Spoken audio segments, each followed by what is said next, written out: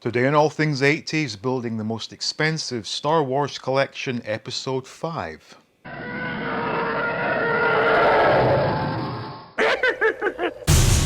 Welcome back to All Things 80s, and here we are at Episode 5 in the series, looking at how much it's going to cost to build the most expensive Star Wars collection. So we're now on to the Power of the Force line, and as I briefly alluded to in the last episode, there will be 15, not 17, but 15 figures we're looking at that came out on Power of the Force cards. So without further ado, let's check them out. So here we go, Power of the Force, R2-D2 with pop-up lightsaber, $1,700. Appears to be a beautiful card. Might be some price tag residue above the coin, but nothing major. However, extremely yellow, which is quite disappointing. I really don't know why they had to change the material the bubbles are made from, because as we saw in the first couple of lines, Star Wars and Empire, those bubbles to this day are still crystal clear, but this one, I mean, it's not terrible, but it's not as appealing as it could be. So 1,700. A-Wing Pilot, $1,000. Card is pretty good. It's not amazing, but it's pretty good. Again, a bit of yellowing going on, but yeah, $1,000 for that. Han Solo with his carbonite block, $2,000. And this one is not graded, which is nice to see. Unpunched as well. But a bit of yellowing, not quite as bad as the previous two, so that's not too bad. Imperial Dignitary, $750. Now, if you've been watching my other videos, you will see that I did open one of these not so long ago. I should add, it was nothing even close to this price. I mean, it was a fraction of the price I paid. I got an absolute bargain. The one I got had a lot of damage to the front of the card where price tags had been ripped off. It was all beaten up and bent. I think the bubble was all dented. But what interested me was, it was my first ever Power of the Force, and I assumed the coins were golden colour. I don't know why I thought that, because I knew they were silver, but when I was holding this card in my hand and I opened it, I was quite surprised to see the coin was in fact silver. But that is, of course, the effect of the yellowing on the plastic that the bubble's made from. But again, this figure is actually quite good because he doesn't have the nose rub, which is why I opted to get this figure mint on card, because 99% of loose versions of this character do have the nose rub. So that was $750. Next up, Imperial Dignitary, $1,000. And we have not only the yellow bubble, but we also have a lot of denting going on. Aside from that, the card is all right, I guess. It is punched, but we have the price sticker. And as we can see, by the time the Power of the Force came round, no one cared about Star Wars, and you could have had this figure for 99 cents. But today, you can pay $1,000 for the same thing. It's incredible. Luke Skywalker, Stormtrooper, $3,000. I guess it's as good as you're going to find. The yellowing isn't quite as severe as some of the other ones. But, and I keep saying this, if you want a beautiful Luke Skywalker Stormtrooper figure in your collection, I can't say enough good things about the Smith Lord Creations version, which I have, because I want the figure. I want the figure to be mint, but I'm not paying $3,000 for a figure when I can pay, I don't know, I think it was $40 for the SLC version.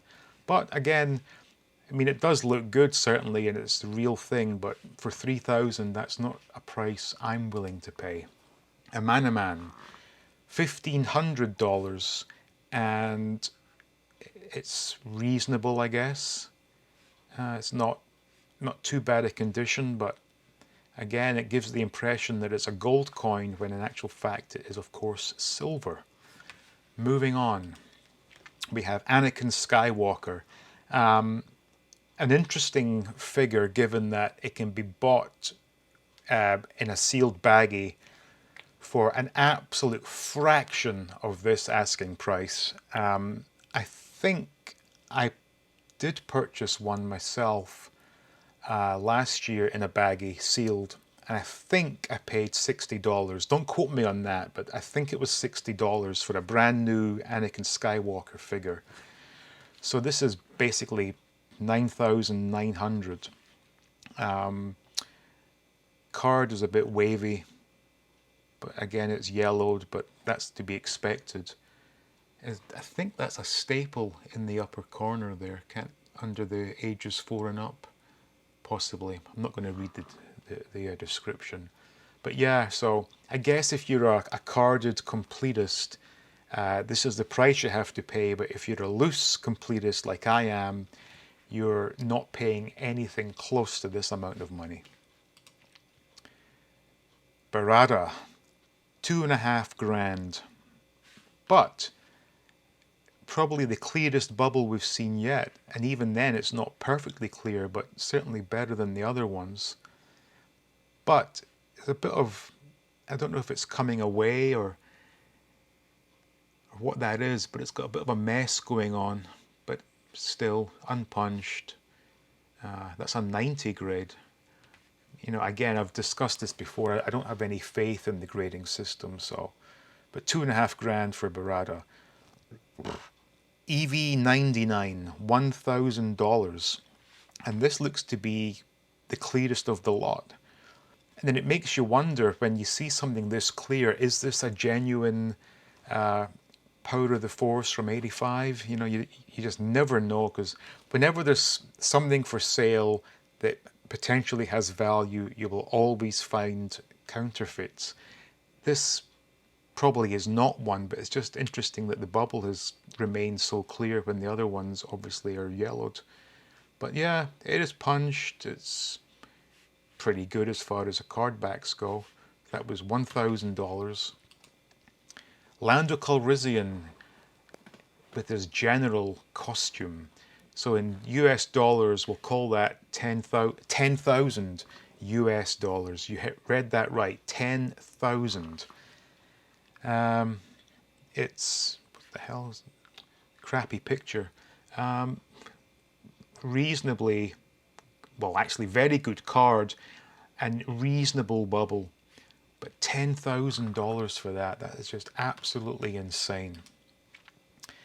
Luke Skywalker with his battle poncho, $2,500. And this one looks to be pretty good. It still gives the impression that the coin is indeed silver, and the bubble is actually probably the best we've seen. Card is excellent, unpunched, although it's a strange looking punch hole. Maybe it's just the angle of the picture. But yeah, that's a 90 grade. Yeah, fair enough. $2.5 grand. Romba. So in dollars, $10,000. Wow. And this one doesn't have the ability to enlarge it, but you know, does look good. Bit of yellowing going on, but I just cannot understand where this price tag of 10 grand is coming from. Warwick, $750. Big price tag, and look at that. That could have been yours for 97 cents. Oh, yeah. Anyway, yeah, it is yellowed. Unpunched though. The grading, 85. I mean, it's an absolute steal compared to his buddy Romba. And finally, the Yak Face, mint on card with Power of the Force coin. $14,000. An 85 grade. Not too yellow actually. It's not at all bad. It is unpunched. Obviously it's the Canadian, I believe. Yeah, Toronto, because it was never released in the continental United States. But wow, $14,000. And again, I have one of these, mint on card, which I've not actually opened it yet. I will be, but it is of course a Smith Lord Creations. because I want the figure, and I believe the loose ones were sold out, so I had to get the carded version, which I think was $50 or $60. And as far as I'm concerned, I have a yak face. I don't care what anyone says. I want a beautiful loose collection, and if you think I'm going to pay 14 grand for an action figure, then you're out of your goddamn mind when it can be had for 50 or 60 bucks. So anyway, there we go. That was the Power of the Force line. So those 15 figures turned out to be rather pricey. $61,600. Now when added to the price of Star Wars, Empire Strikes Back, Return of the Jedi, we're coming in at $275,680. Now, that's not the end of it. I will be doing a bonus episode because there are some variants and some sort of creature characters that haven't been covered yet. Once I do that, we'll have a grand total for you. Now, I want to say a special thank you to the Patreons who support this channel, and I would encourage everyone to take a look at the Patreon page because there are some good benefits by becoming a Patreon. And I want to say thank you for watching. If you liked it, please give it a thumbs up and subscribe to the channel if you haven't already done so. And stay tuned for more videos from All Things 80s.